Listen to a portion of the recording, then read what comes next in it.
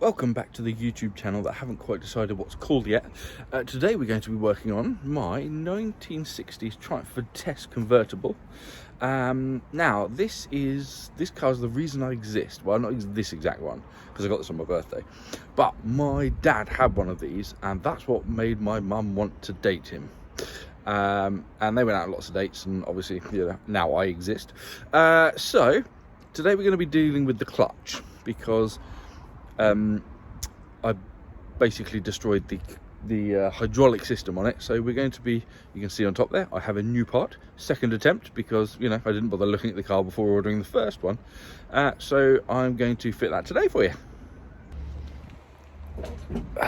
So the front of the car goes up there to reveal a lovely engine and some WD-40, which we're going to need, let's be honest. So let me turn this around and give you a view. So this was the opposite view. Right, now you can see the state of affairs. That is the cylinder that I'm replacing here. Look, that's the new one. And it's been tested, I know, because it says so there. This up here, this is the brake line. Now the clutch wasn't working very well. Now what I've done, if I can get into it, there we go, is, well, I bought a new one because that lower, I don't know what you call it, cylinder had actually blown. So that's a new one, and I've attached a new line as well. I know, all very exciting. And there's the old one I ordered that's got a threaded bar. Now, what you can see here is there's not a threaded bar, there's a sort of double pin clamp. There's the new one. So we are going to swap that over today. Well, that's the plan anyway. Wish me luck. Okay, so there was no split pin in the end of the little linkage, so I just pulled it into the middle of the gap, pulled out the pin, which is there, which didn't have a split pin in it. I found a 13mm while I was coming out of the house, and oh, that's handy. And it was a ratchet as well, so it did the top, and now we're just finishing off taking the bottom bolt off. It fitted on that one, and that one was Imperial, so it was, I don't know, 7/65 and a wiggle. But it's locked on there anyway, so I didn't need that. So we've got the new one here, ready to go in. So I'm just gonna take the rest of that thread out and hopefully remove that bit. Right, so like any proper bodger, I'm not wearing any gloves. I think I'm just going to pull this out. I think it's just the rubber now that's stopping it. A bit of wigglage. Hopefully this will come out. Oh, look at that.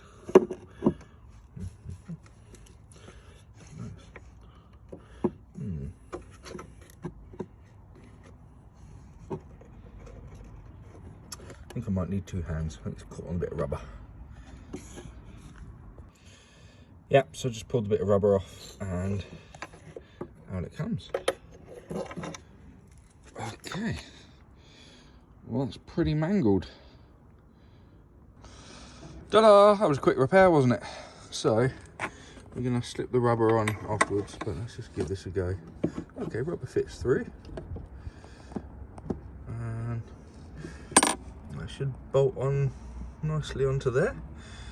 Bob's your uncle, he says. There's the new pipe with a bit on the end. I'm going to coil that a little bit to take up any sort of movement that might stress it, and then bolt it up. So wish me luck. Right, so these are the bolts I took out. This is, I found a wire scrubber. So this is before and after, which isn't bad. What was also lucky is I found this in the toolbox, which is great. Look, fits like a glove. So that will help with the wire brushing. I've just put the rubber over the rubber and it's in place. I'm just going to put the couple of bolts in, and then I'll push the pin back through that if I can get it to hold, and then that is getting very exciting. So next I'm going to try and stick that back. Problem I have is that, okay, there we go. I'll just push that through now. Sorry, you've got to stay there while I do that. Right, that's tightened. pin's pushed in. I'm now going to cover that best as I can. I'm going to put a split pin in there before you all start going, oh, there's a pin in there. There wasn't, and it never came out, but still, I'm going to put one in there. Right, little rubber bung. I've twisted that round. Well, that was a bit rubbish, wasn't it? Trying it. I've pushed that round, twisted that round. Now this is going to go in here. Happy days. And there's a little bit of something on there. Let's get rid of that. Well, hopefully that threads in properly. I'll muck around with that in a minute. Yeah, but we'll attach the other end and put some of that in it. That being .4, the clutch and brake fluid, which, by the way, Yamaha are no longer doing .4. They're only doing .5. So I don't know what that's going to do to the older rubber. But hey, anyway, not that that's Yamaha. Just thought of share an interesting fact. In fact, while we're talking about interesting facts, have a look at my parrots.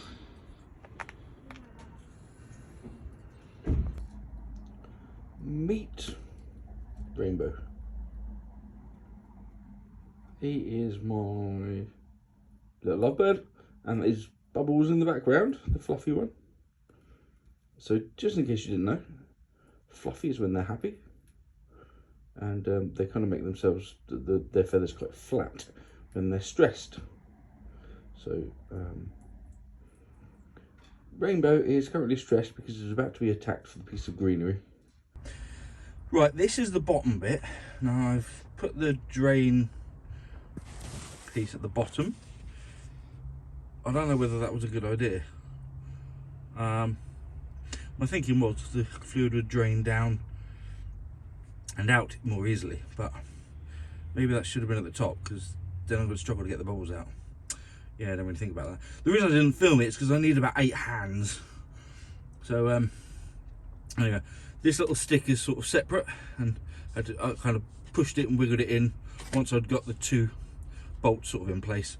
I'd connected it up, so I had to kind of maneuver the cable around, cable or brake line if you like. So yeah, it's in. Let's just pour some fluid in it now.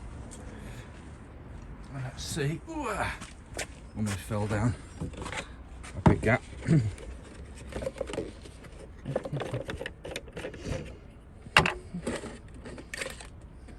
No idea how this is going to go.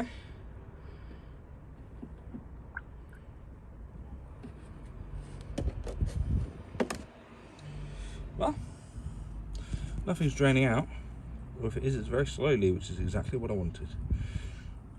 All I'm going to do now is push the pedal, which will push all the fluid through to the bottom. I've opened up the bottom vent, so hopefully it will start draining through once I've pumped it a couple of times.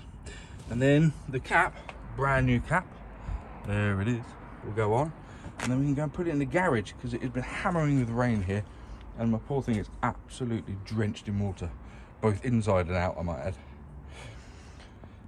So that's probably all for this video. Hope you enjoyed it, and I hope you're more comfortable, more clean and more warm than I am. See you for the next random task that I decide to do on a Friday afternoon. Cheerio. So before I disappear completely, I thought I'd show you the bottom of this. Now what I've done is undo that bleed plug at the very bottom, pushed it through, and because everything is so new and so yummy, it came flying out of there, and I managed to get my spanner behind and lock it off. I've then put my foot, so if you watch here, that's pushing the clutch. Yay, we have a working clutch. No bleeding equipment needed, just new bits and a bit of stubborn determination and a few less pieces of skin on my hands. So now it's time for test drive. Right, so we're going to give it a try. I'm fairly confident the clutch is going to work.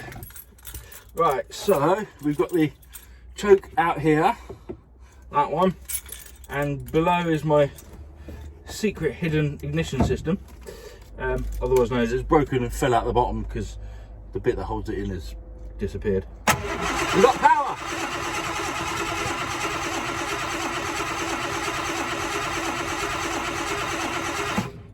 We got nothing.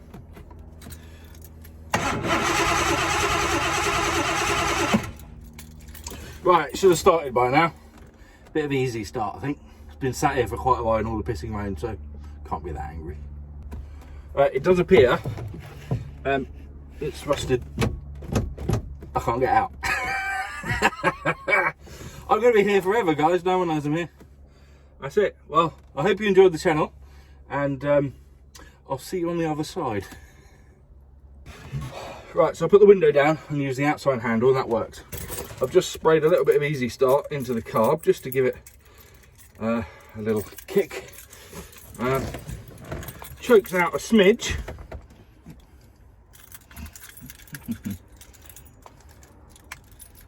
There we go.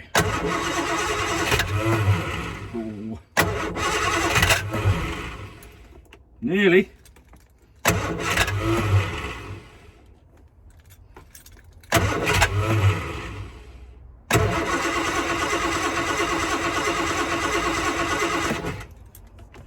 Not even with Easy Start. Come on, catch your bit. Never been this hard to start.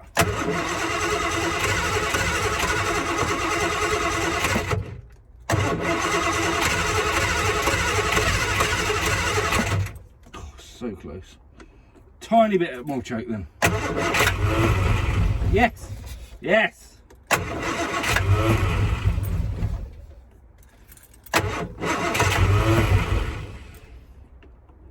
Peg size bit of choke.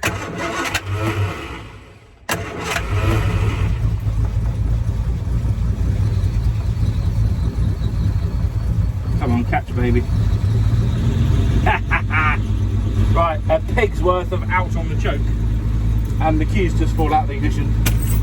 But let's drive. Right, so the other thing I did was put the bonnet down, and then that pulled on that. Way, it lives. Come on, yeah.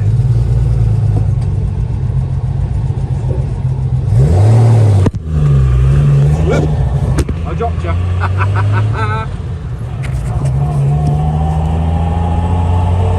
There you go. That's the phone holder. Oh, go on then, you knobhead.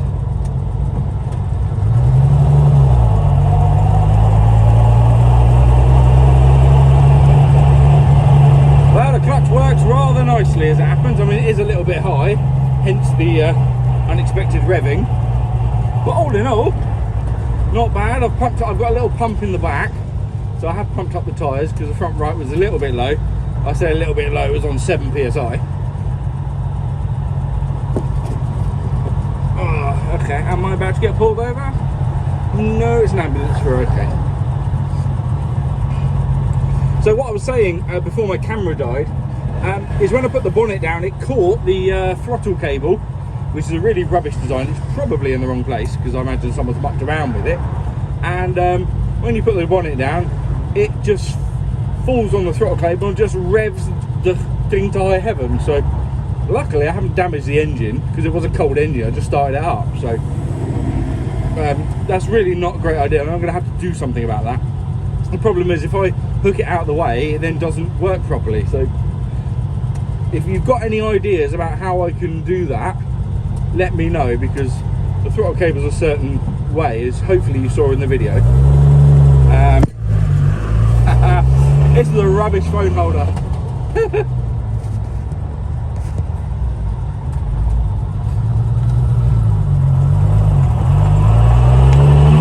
So yeah, there we go, it lives, and we are going back to the workshop now, and yeah, happy days. I mean, I couldn't ask for better than that on a Friday afternoon.